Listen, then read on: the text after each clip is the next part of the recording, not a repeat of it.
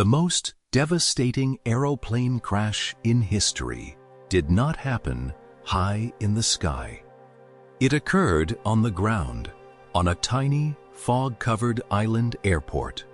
On March 27, 1977, two fully loaded Boeing 747 jumbo jets collided on the tarmac at Los Rodeos Airport on the Spanish island of Tenerife. The disaster claimed 583 lives and fundamentally changed how the aviation world communicates.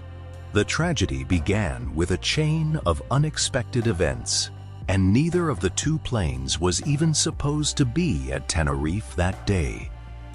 A terrorist bomb had exploded earlier at the nearby main airport on the island of Gran Canaria, forcing all major commercial traffic to divert to the much smaller regional Los Rodeos Airport.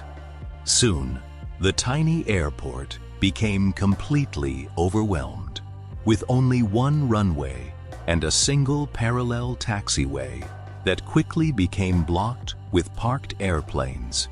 Aircraft were forced to use the active runway itself to move into takeoff position. Among these diverted aircraft were KLM Flight 4805 from Amsterdam and Pan Am Flight 1736 from Los Angeles.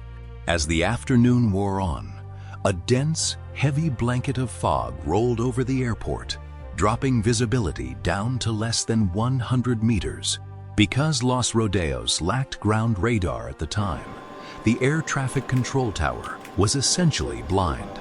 They could not see the planes, and the pilots could not see each other, leaving everyone entirely reliant on radio communication. The fatal sequence began when the KLM 747, led by one of the airline's most senior pilots, was instructed to taxi down the runway, make a 180-degree turn, and wait at the end. Minutes later, the Pan Am 747 was instructed to taxi down the same runway behind the KLM plane and exit at the third taxiway to clear the path. However, the blinding fog made it incredibly difficult for the Pan Am pilots to locate the exit, and they missed it. Anxious about strict crew duty hour limits, the KLM captain throttled up.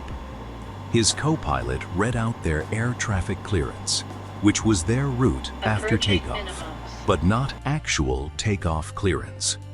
When the co-pilot stated over the radio that they were now at takeoff, the controller replied, "Okay, stand by for takeoff. I will call you." At that exact microsecond, the Pan Am crew broke into the frequency saying, "We're still taxiing down the runway." Because both parties spoke at the exact same time, their radio transmissions blocked each other out.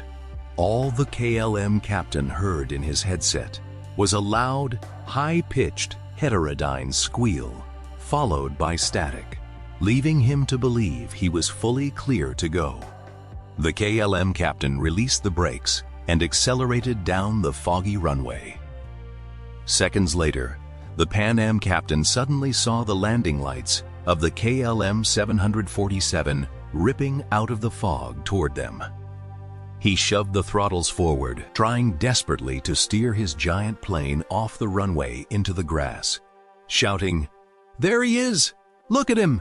God damn, that son of a bitch is coming!" The KLM captain saw the Pan Am plane blocking his path and tried to pull up early, scraping the tail of his jet along the tarmac for 20 meters. The KLM plane became airborne, but was moving too fast.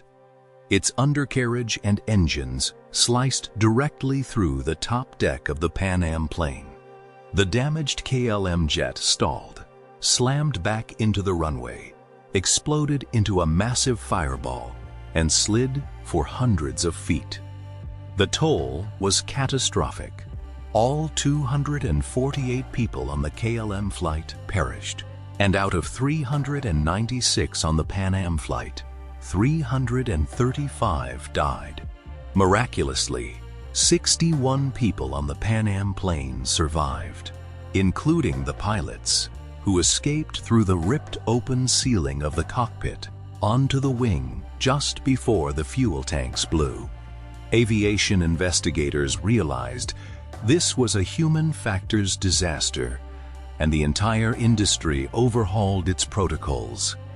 Strict international rules were mandated for standardized phraseology, banning casual words like "okay" or "roger" during critical phases, and restricting the word "takeoff" only to when a plane is officially cleared to leave. Furthermore, crew resource management was introduced, breaking down the strict hierarchy of the cockpit so that junior co-pilots and flight engineers were actively trained to challenge the captain if they felt something was unsafe, ensuring a junior pilot's voice would never be silenced by a senior captain's ego again.